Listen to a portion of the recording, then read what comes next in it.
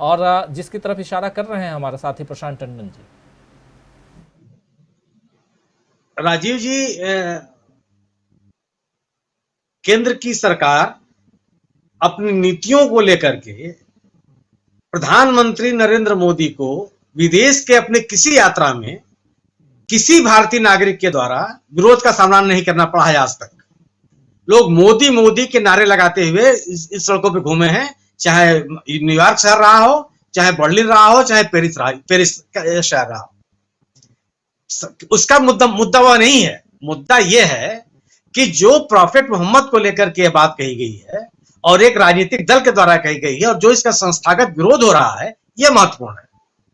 अल्पसंख्यकों को लेकर के इस सरकार का जो रवैया है, उस रवैये को लेकर के दुनिया में यह सरकार बिल्कुल चिंतित नहीं है।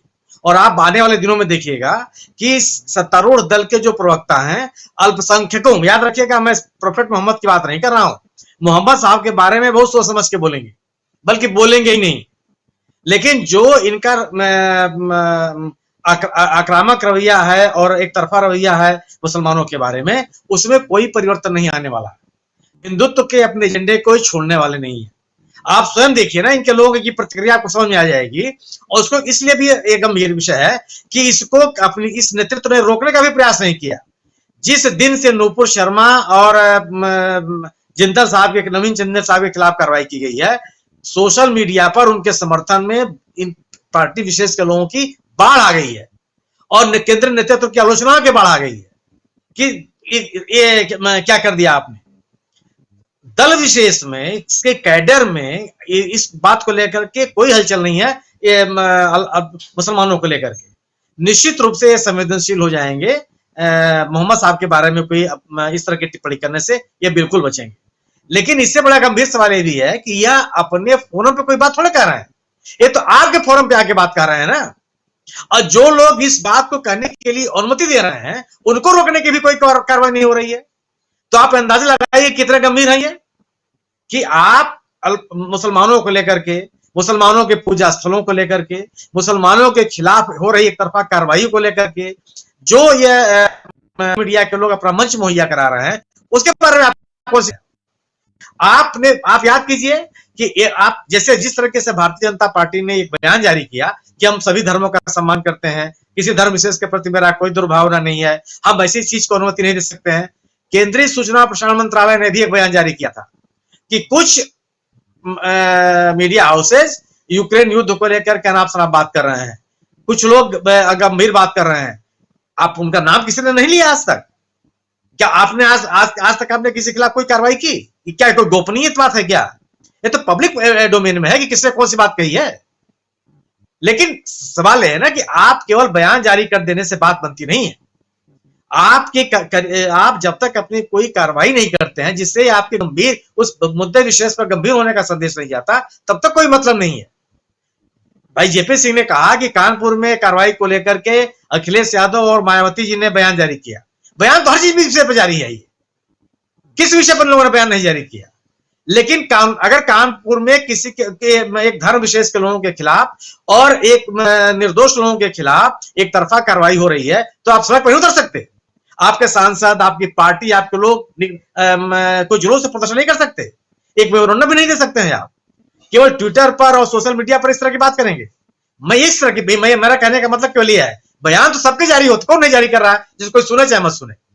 लेकिन जब तक आपका, जिस तरीके से हम ये बात कर रहे हैं कि भारतीय जनता पार्टी ने अपने दो प्रवक्ताओं को पार्टी से निकाल दिया या निलंबित कर दिया, यह कार्रवाई तब तक मायने नहीं रखती है कि जिन लोगों को जब तक आपके खिलाफ कोई कानूनी कार्रवाई नहीं करते, जिन लोगों का सूची जारी करके आपने कहा है कि ये लोग धर्म विशेष के बारे में अतार्किक और अनर्गल बात करते हैं, उनके खिलाफ कोई कार्रवाई नहीं करते, आपकी गंभीरता तभी नजर आएगी ना। और दुर्भाग्य क्या है कि इस पार्टी विशेष और इसके सेल ने एक ऐसा माहौल बना के रखा हुआ है कि आप अगर अल्पसंख्यक मुसलमानों के खिलाफ कोई कार्रवाई करते हैं तो लगता है कि आपने बहुत बड़ा काम कर दिया। एक बहुसंख्यक समाज को आपने सुरक्षा प्रदान कर दी। इनके खिलाफ जो कार्रवाई होती है, बुलडोजर किसके खिलाफ चला रहे हैं आप? निश्चित रूप से आपका बुलडोजर एक सिलेक्टिव है, लेकिन उस पर कोई गंभीर नहीं होता। लेकिन उसका आप नारा बहुत पीटते हैं।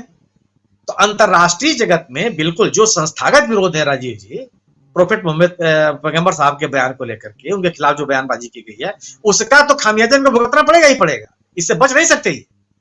दूसरी चीज यह है कि अंतरराष्ट्रीय जगत में जो भारत के और भारतीय नागरिकों के बारे में जो माहौल बन रहा है, वो भी बहुत गंभीर विषय है, लेकिन यह सत्तारूढ़ दल उसको लेकर गंभीर नहीं है, जो इनका एजेंडा है।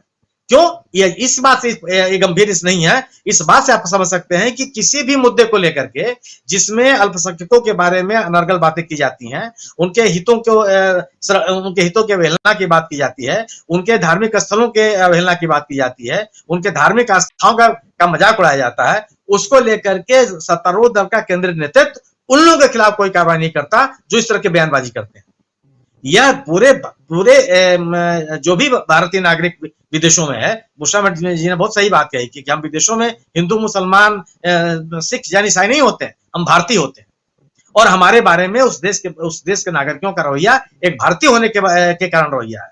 लेकिन जब सरकार इस तरह की बात करती है जिसमें लोकतांत्रिक मूल्यों का उन्मूलन हो, जिसमें अल्पसंख्यकों के हितों की अवहेलना हो, जिसमें अल्पसंख्यकों के धार्मिक आस्थाओं का मजाक बनाया जाता हो, तब हम मजाक के पात्र हो जाते हैं। यह विषय गंभीर है। इसलिए अगर आप इन चीजों के प्रति गंभीर हैं, और अगर आप बिल्कुल मैं टंडन जी की बात से सहमत हूं कि अगर इन पर नियंत्रण करने की प्रभावी कार्रवाई नहीं की गई, तो निश्चित रूप से इसकी कीमत बहुत अदा करनी पड़ेगी। इसका जो आपके बारे में परसेप्शन क्रिएट होगा, आप अपनी छाती पीट लीजिए, अपना पेट थपथपा लीजिए कि मैं बहुत बढ़िया काम कर रहा हूं, क्योंकि उससे आपके राजनीतिक हित हैं, और आप अपने राजनीतिक हित को छोड़ने नहीं जा रहे हैं। ये बिल्कुल सही है।